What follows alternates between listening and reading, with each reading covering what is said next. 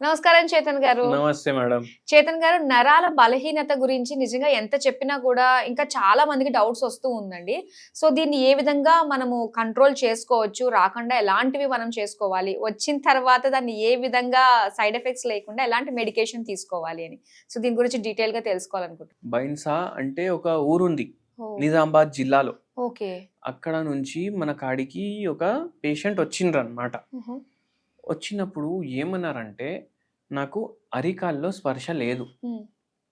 అరికాల్లో స్పర్శ లేదు. నడుస్తుంటే కొన్నిసార్లు పడిపోతా గూడా. అయ్యో! మళ్ళా ఈ కాళ్ళు మొత్తం లాగుతాయి. హుహు. తిమ్మిర్లొస్తాయి. అంటే చీమలు 1,00,000 చీమలు గలిసి హ్మ్. మొత్తం నా కాళ్ళని బైట్ చేస్తున్నాయి. హ్మ్. అట్లాంటి ఫీలింగ్ వస్తది నాకు. తొడ ఓకే. భాగంలో నొప్పులున్నాయి నాకు. హ్మ్. మళ్ళీ నడుము భాగంలో నొప్పి. ఓకే. ఇవి వింటే మీకు ఏమనిపిస్తది? అరే! పక్కా ఈయనకు నరాల నొప్పి ఉంది. ఓకే. నరాలు ఇక్కడ ఎఫెక్ట్ అయినాయి. కానీ యాక్చువల్‌గా ఏందంటే, హ్మ్. ఈ పేషెంట్‌కి డీజనరేటివ్ డిస్క్ డిసీజ్ ఉంది. ఓహ్! డీజనరేటివ్ డిస్క్ డిసీజ్ అంటే హ్మ్. నడుము భాగం, మెడ భాగంలో హ్మ్. ఏదైతే స్పైనల్ కార్డ్ ఉంటది, హ్మ్. మెయిన్ నరం అది మన బాడీకి. ఓకే. నరాలు ఇట్లా డ్యామేజ్ అవుతే, ఇట్లా షాక్ రావడం, తిమ్మిర్లు రావడం, మంట హుహు. రావడం ఈ పేషెంట్‌కి అట్లనే ఉండే. హుహుహు. ఇవి ఎందుకైతాయి? నొప్పి అన్నా ఉండాలి, హ్మ్. లేకపోతే స్పర్శ అన్నా ఉండొద్దు. హ్మ్. కానీ ఇట్లా తిమ్మిర్లు రావడం, మంట రావడం, షాక్ కొట్టినట్టు అవ్వడం, ఇవన్నీ దేనికి కారణం? షాక్ ఎప్పుడు కొడతది? కరెంట్ పాస్ అయితే కొడతది కదా! అవును. కరెంట్ పాస్ అయితే కొట్టదు. అంటే ఏదైనా మీరు వైర్ పట్టుకున్నారనుకోండి. హ్మ్. కరెంట్ చక్కగా పాస్ అవ్వకపోతేనే మనకు షార్ట్ సర్క్యూట్లు అవ్వడం, హ్మ్. ఇవన్నీ అయితాయి కదా! కరెంట్ వైర్లలోకెళ్ళి చక్కగా పాస్ అయితే ఏమైతది? బల్బ్ వస్తది, టీవీ నడుస్తది, అవును. ఫోన్ ఛార్జింగ్ ఎక్కుతది. హ్మ్. అవునా కాదా? హ్మ్. నిజంగా నిజమైన కరెంట్ పాస్ అయితది మన బాడీలో. ఓకే. అది ఏడికెళ్ళి పాస్ అయితది? మన బ్రెయిన్ స్పైనల్ కార్డ్‌లకెళ్ళి మొత్తం బాడీలో పాస్ అయితది. ఓహ్! అందుకే నరాలు కరెంటు తీసుకొని పోతాయి. హుహుహు. ఇప్పుడు నరాలు ఎక్కడైనా ప్రెస్ అయితున్నాయి అనుకోండి. హ్మ్. ఇప్పుడు వైర్ ప్రెస్ అయిందనుకోండి. హ్మ్. కరెంట్ చక్కగా తీసుకపోతదా? పోదు లేదు. గదా! దాని మీద ప్రెషర్ పడుతుంది. తీసుకపోదు. హ్మ్. అట్లనే అయితది. ఇప్పుడు నడుము భాగంలో, మెడ భాగంలో ఏమైతుందంటే బొక్కలు ఉంటాయి. హ్మ్. ఏ బొక్కలు? వర్టిబ్రల్ కాలమ్ అంటారు దాన్ని. హుహు. ఇప్పుడు ఒకటొకటి ఇట్లా ఉంగరం లాగా ఉంటది. ఓకే. ఈ ఉంగరాలు కంటిన్యూస్‌లీ అన్ని ఉంగరాలు ఉంటాయనుకోండి లైన్‌ల. హ్మ్. ఈడికెళ్ళి కింద వరకు. అవే పూసలు అంటారు గదా! ఆ!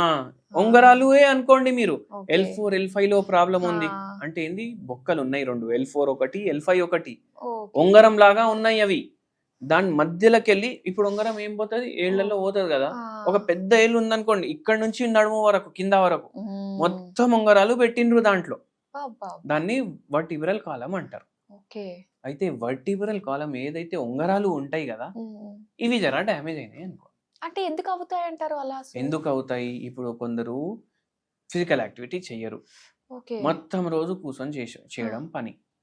ఇప్పుడు ఈయనదేముంది బిజినెస్ ఉండే. హ్మ్. మొత్తం రోజు బిజినెస్‌లు చూసుకోవడం, షాప్ చూసుకోవడం, ఆ!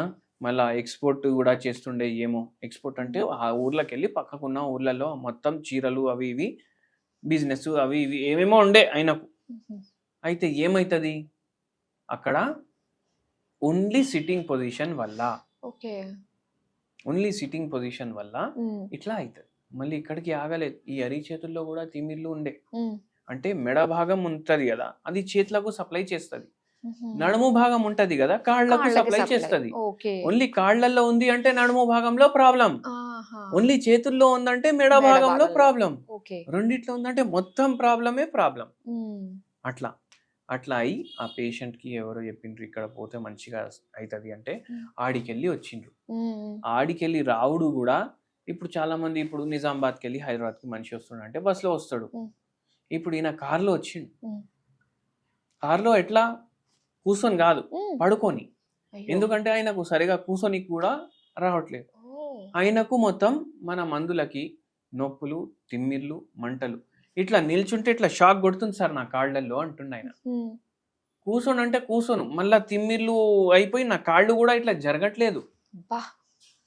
హ్మ్. కట్ అయిపోతుంది గదా కరెంట్. అవును. అవునా గాదా? ఓహ్! ఇప్పుడు మీరు హెయిర్ డ్రైయర్‌లుంటాయి. హ్మ్. ప్లగ్ పెడితేనే పని చేస్తాయి గదా అవి. అవును. సడెన్‌గా ప్లగ్ తీసేస్తే ఏమైతది? పనిచేయదు. పని చేయదు. హ్మ్. అట్లనే ప్లగ్గు సరిగా లేదు. ఓహ్! ప్లగ్‌లో ప్రాబ్లమ్ ఉందంటే on, of, on, of, on, of అయితది గదా! ఓకే. అట్లనే అయితుంది.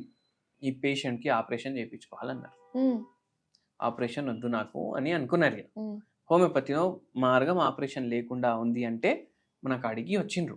ఓకే. ఆ పేషెంట్కి మనము 4 నెలలు అయిపోయింది ట్రీట్మెంట్ అయి. మనం ఏం చెప్పినాం, ఒక 3-4 నెలలు మెల్లగా తగ్గుతుంది, మెల్లగా తగ్గుతుంది. ఒక 7-8 నెలలు అయితే మీకు ఇట్లా షాక్ రావడం, తిమ్మిర్లు రావడం, ఇట్లా చీమలు కరిచినట్టు అవ్వడం, అరికాల్లో మంటలు రావడం, స్పర్శ లేకపో, ఇవన్నీ తగ్గుతాయి అనేసి చెప్పినాము. ఈ పేషెంట్కి 3-4 నెలల్లోనే 99% సిమ్టమ్లు అన్నీ వెళ్ళిపోయినాయి. బా సూపర్. మనం ఏమన్నా ఆపేస్తా, ఇప్పుడు నేను మొత్తం పని చేసుకుంటున్నా, తిరుగుతున్నా, నా బిజినెస్ నడుస్తుంది, అన్ని నేను చేసుకుంటా అంటే మనం ఒకటే చెప్పినాము, ఇప్పుడే కాదు అప్పుడు, మళ్ళీ ఫ్యూచర్లో రావద్దు కదా. మొత్తం మంచిగా అయినప్పుడు వరకు వాడే. ఓకే. 1 year వాడిపించినాం, దాని తర్వాత బంద్ చేపించేసినాం. ఇంకా మళ్ళీ అలాంటి ప్రాబ్లం మళ్ళీ రాదంటారా ఇంకా ఫ్యూచర్ లో? రావద్దు, మనం చెప్పినాం కదా, డైలీ జరా సేఫ్ వాకింగ్ చేసుకోండి, చేయాల్సిందే, జరా యోగా చేయండి. ఇప్పుడు మీ ఏజ్ కూడా 58 or 59, జరా జాగ్రత్తగా ఉండండి. కరెక్ట్ కదా, మెయింటెనెన్స్ చేసుకోవాలి. తర్వాత ఇప్పుడు బండి కొన్నాం, అది నడిపిస్తూనే ఉన్నాం. 2 కూర్చొని పోవాలి, 3 కూర్చొని పోతున్నారు, 4 కూర్చొని ఈ మధ్య కాలేజ్ పిల్లలు 4 కూడా ఒక బండి మీద కూర్చొని పోతారు. అవునా కదా? అవునండి. దాని ఇంజన్ ఏమైతుంది, పాడవుతుంది, అది ఒకటి. మళ్ళా ఇప్పుడు 2 కూర్చొని పోతే కూడా దానికి టైం టు టైం సర్వీసింగ్ చేయాలి కదా. అవును. ఆ సర్వీసింగ్ టైం టు టైం మన బాడీ కూడా అడుగుతుంది కదా. స్ట్రెచింగ్ చేసుకోవాలి, ఎక్సర్సైజులు చేసుకోవాలి, జర వాకింగ్ చేయాలి, యోగా చేయాలి. ఇది మెయింటెనెన్స్ బాడీది. బండికి మెయింటెనెన్స్ కి ఇస్తాము, ఎందుకంటే అమ్ముతే రీసేల్ వాల్యూ వస్తుంది అనేసి. అవునా కదా? మన పని అయిపోయినాక అమ్ముతే రీసేల్ వాల్యూ వస్తుంది అనేసి. మన పని శరీరంతో అయిపోయినాక, మనం చచ్చిపోయినాక, మన ఆత్మ పోయినాక ఇది వేరే వాళ్ళకి పనికిరాదు అనేసి మనం దీన్ని ఎట్లా వాడితే అట్లా వాడుకుంటే ఎట్లా? అవునా కదా? జర మంచిగా పెట్టుకోవాలి మనం. అయితే దాంతో పాటు నేనేం చెప్తా అంటే, మీరు మీ నరాలు గట్టిగా అవ్వాలి అంటే విటమిన్ డి మంచిగా పెట్టుకోవాలి, విటమిన్ B12 మంచిగా పెట్టుకోవాలి, విటమిన్ B6 మంచిగా పెట్టుకోవాలి, vitamin B3, B6, B9, B12 అంటే బి కాంప్లెక్స్ ఓవరాల్. నేనేం చెప్తా అంటే, ఇప్పుడు పప్పులు ఉంటాయి కదా, ఏ పప్పు అన్నా సరే, అది కందిపప్పు ఉండొచ్చు, పెసరపప్పు ఉండొచ్చు, పుట్నాల పప్పు ఉండొచ్చు. పెసరపప్పుతో ఏం తయారైతుంది మీరు చెప్పండి? పప్పుచారు. ఇంకా పెసరపప్పుతో కొంతమంది బూర్లు కూడా వేసుకుంటారు, మా సైడ్ బూర్లు వేసుకుంటాం.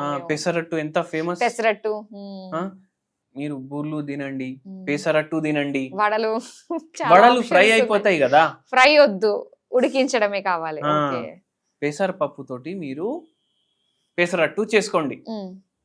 మీకు ఒకటి తెలుసా, నెల్లూరు దాటినాక ఊర్లు ఉంటాయి కదా కొన్ని, అవి దాటినాక డైరెక్ట్ చెన్నై పోతారు. చెన్నైలో పెసరట్టు దొరకదు అనేసి అక్కడ వాళ్ళు ఆంధ్రాకి వచ్చి పెసరట్టు తినిపోతారు. మీకు తెలియదు కదా ఇది అంత, అంటే బార్డర్ లో దొరుకుతుండొచ్చు చెన్నై నుంచి ఒక 50-60 కిలోమీటర్లు, కానీ పెసరట్టు కోసం వస్తారు వేరే కాడకెళ్ళి మన రాష్ట్రంకి పెసరట్టు తినడం. మనమే తినం, అరే ఉంటదిరా, అది కొంచెం చల్లబడిపోతే చాలా డ్రై అయిపోతుంది, వద్దు. మీరు దాని మీద నూనె వేసుకోకండి. వారంలో 2 సార్లు దోశ అయితే తింటారు కదా, వారంలో 2 సార్లు పెసరట్టు తినండి. బి కాంప్లెక్స్ లో కొంచెం భాగం పోతుంది. అవునా కాదా? ఇన్ని పొళ్ళు ఉంటాయి మన ఇంట్లో, అవునా కాదా? పుట్నాల పొడి మీరు 2 బుక్కలు రైస్ మీద వేసుకొని కొంచెం నెయ్యి వేసుకొని కలుపుకొని తినండి. B12 పోతుంది, B6 కూడా పోతుంది. ఎంత కమ్మగా పోతుందో చక్కగా. అట్లా పుట్నాల పొడి, అట్లా పెసర్ పప్పుతోటి మీరు అవి తయారు చేసుకుంటారు. మళ్ళా ఏమంటారు, ఈ పనీర్ ఉంటది కదా, అది కూడా కన్జ్యూమ్ చేయండి వారంలో ఒక 2-3 సార్లు. B12 పోతుంది. మీకు నాన్ వెజ్ ఇష్టం అంటే చేపలు తినండి. ఇప్పుడు చేపలు చెప్పగానే అరే చేపలు ఫ్రై కావాలి అనేసి అంట. చేపలు ఫ్రైలు తినకండి, పులుసు లాగా చేసుకోండి, తక్కువ ఆయిల్ వేసుకోండి. అప్పుడు అట్లా తింటే మీకు B12 కవర్ అవుతుంది. సో ఖచ్చితంగా నరాల బలహీనతకి ఇవి పాటించాలి. అరే పుట్నాల పొడి డైలీ మన ఇంట్లో అవైలబుల్ ఉంటది. పల్లీల పొడిలో కూడా ఉంటది. పల్లీల్ని పువర్ మ్యాన్స్ బాదాం అంటారు. పువర్ మ్యాన్స్ బాదాం అంటే బాదాంలో ఉండే గుణాలు మీ పల్లీలో కూడా ఉంటాయి. అది మనం ఎట్లా మర్చిపోతాం చెప్పండి? అవునా కాదా? దాంట్లో విటమిన్ B కాంప్లెక్స్ ఉంటాయి ఎన్నో దాంట్లో, అవి తీసుకోండి. అట్లా సాల్వ్ అయిపోతుంది మీది నరాల పరేషాని, అంటే హెల్ప్ అవుతుంది మీకు జర. అవునవును. దాంతోపాటు మందులు వాడాలి, చెప్పేది ట్రీట్మెంట్లు చెప్పించుకోవాలి, కానీ అవి హెల్ప్ చేస్తాయి మీకు. అవును, ప్రివెన్షన్ ఇస్ Nutrition బెటర్ కూడా- దెన్ క్యూర్ అంటారు కదా. సో preven- ముందుగానే ఇలాంటివన్నీ మనం చేసుకుంటే అన్ని సఫిషియెంట్ గా ఉంటాయి అనిపిస్తుంది అసలు. ఇప్పుడు అందరికి బర్గర్లు కావాలి, పిజ్జాలు ఆ. కావాలి, పిల్లలకి కూడా. అవును, పిల్లలకి ఎందుకు, మనకు కూడా. అంతే, ఆకలి మన బట్టే అయితే. వాళ్ళు అట్రాక్ట్ అవుతున్నారు. ఇప్పుడు ఎవ్వరు తింటలేరు అనుకోండి ఆ. పిజ్జాలు, బర్గర్లు. అందరు పెసరట్టులు తింటున్నారు, పుట్నాల పొడి దోశ తింటున్నారు, లేకపోతే పుట్నాల పొడి ఏమో రైస్ లో కలుపుకొని తింటున్నారు. అంటే ఈ పిజ్జా దుకాణాలు ఉంటాయా? అసలు లేవు. మనం కొంటున్నాం కాబట్టి అవి ఉంటున్నాయి. చాలా బాగా చెప్పారండి. నిజంగా మనం అనుకున్నట్టుగానే prevention is better than cure అని. సో ప్రతి ఒక్కళ్ళు కూడా మర్చిపోయిన మన ఆహార పదార్థాలని కనుక ఇంక్లూడ్ చేసుకున్నారంటే ఇలాంటి రోగాలు అసలు నిజంగా అవును, రావండి. కొత్త పిజ్జా కొత్తవి వాళ్ళు అన్ని కూడా వింటున్నాం. పెసరపప్పు తోటి పిజ్జా తయారు చేస్తారు అప్పుడు. అవును, అవును కదా, నిజమే. అంతే కదా. అవును. సో చాలా చక్కగా మాకు తెలియజేసినందుకు ధన్యవాదాలు.